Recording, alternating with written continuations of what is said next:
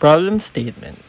An international airline company sponsored the renovation of the expansion of a regional airport terminal. Its objective is to create the airport terminal as a traveler-friendly transportation hub that promotes sustainability and green technology design.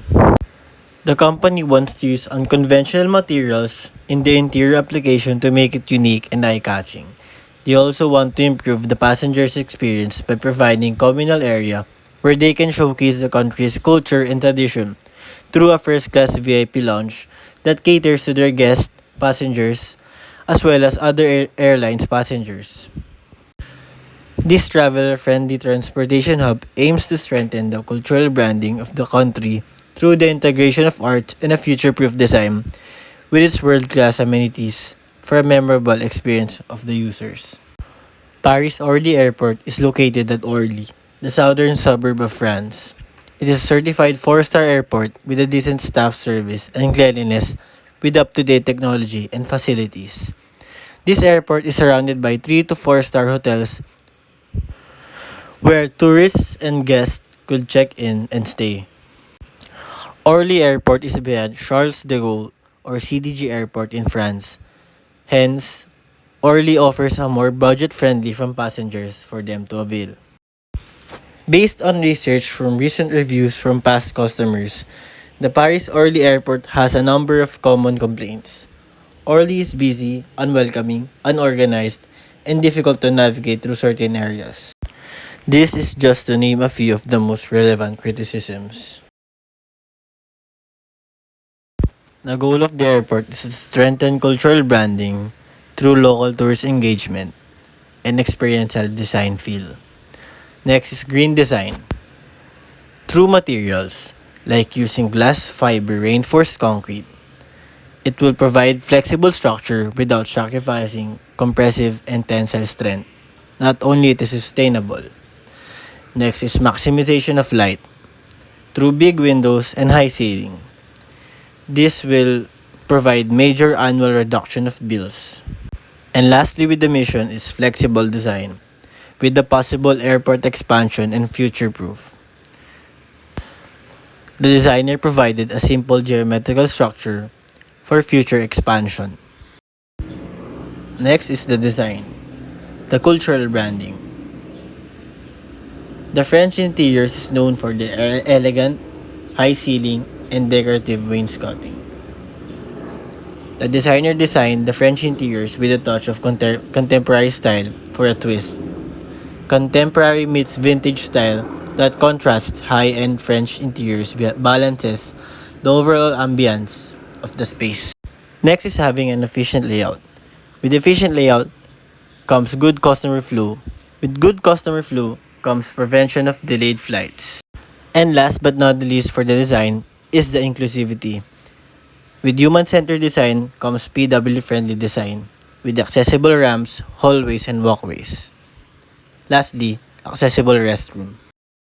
For the materials, terrazzo flooring is well known in the industry for its sustainability and eco-friendly material. Not only that it is sustainable, but terrazzo is one of the most durable flooring materials available today. It can withstand the everyday foot traffic of the airport. Next is the glass fiber reinforced concrete. It consists of mortar made of concrete, sand, resistant glass fiber, and water.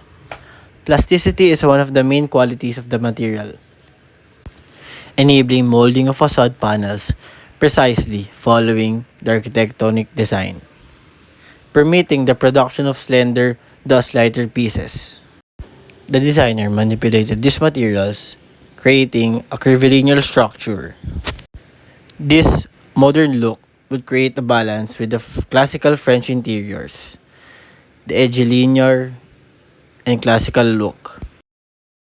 My design concept is deviate, depart from an established course.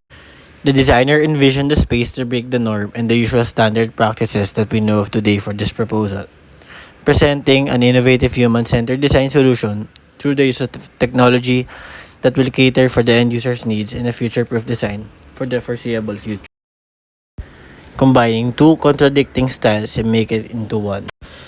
Contemporary meets vintage style that contrasts high-end French interiors balances the overall ambience of the space.